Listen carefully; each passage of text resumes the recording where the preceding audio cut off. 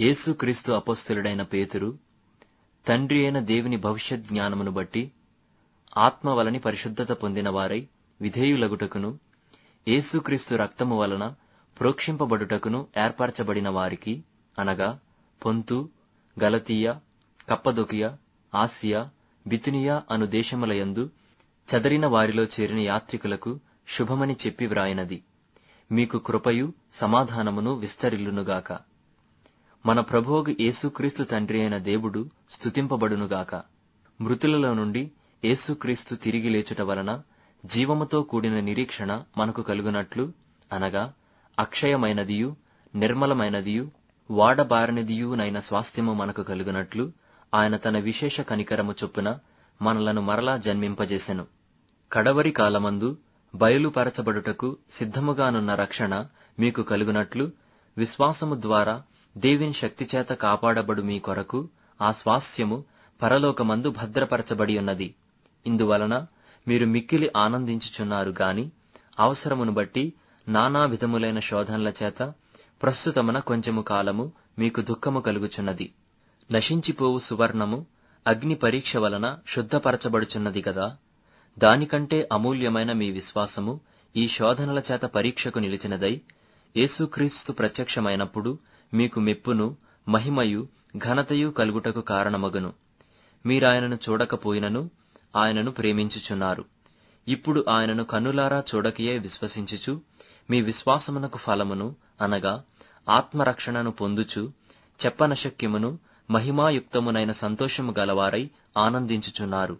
మీకు కలుగు ఆ కృపను గూర్చి ప్రవచించిన ప్రవక్తలు ఈ రక్షణను గూర్చి పరిశీలించుచు తమ యందున్న క్రీస్తు ఆత్మ, క్రీస్తు విషయమైన శ్రమలను గూర్చియు వాటి తరువాత కలుగబో మహిమలను గూర్చియు ముందుగా సాక్ష్యమిచ్చినప్పుడు ఆ ఆత్మ ఏ కాలమును ఎట్టి కాలమును సూచించుచూ వచ్చెనో దానిని విచారించి పరిశోధించిరి. పరలోకము నుండి పంపబడిన పరిశుద్ధాత్మ వలన మీకు సువార్త ప్రకటించిన వారి ద్వారా మీకిప్పుడు తెలుపబడిన ఈ సంగతుల విషయమై తమ కొరకు కాదుగాని మీ కొరకే తాము పరిచర్య చేసిరని సంగతి వారికి బయలుపరచబడెను. దేవదూతలు ఈ కార్యములను తొంగి చూడగోరుచున్నారు. కాబట్టి మీ మనస్సు అను నడుము కట్టుకొని నిబ్బరమైన బుద్ధి గలవారై యేసుక్రీస్తు ప్రత్యక్షమైనప్పుడు మీకు తేబడు కృప విషయమై సంపూర్ణ నిరీక్షణ కలిగియుండుడి. నేను పరిశుద్ధుడనై యున్నాను గనుక మీరునూ పరిశుద్ధులై యుండుడని వ్రాయబడి ఉన్నది. కాగా మీరు విధేయులకు పిల్లలై మీ పూర్వపు అజ్ఞాన దశలో మీకుండిన ఆశలననుసరించి ప్రవర్తింపక మిమ్మును పిలిచిన వాడు పరిశుద్ధుడై ఉన్న ప్రకారము మీరును సమస్త ప్రవర్తనయందు పరిశుద్ధులై యుండుడి. పక్షపాతము లేకుండా క్రియలను బట్టి ప్రతివానిని తీర్పు తీర్చువాడు తండ్రి అని మీరాయనకు ప్రార్థన చేయుచున్నారు గనుక మీరు పరదేశులై ఉన్నంతకాలము భయముతో గడుపుడి.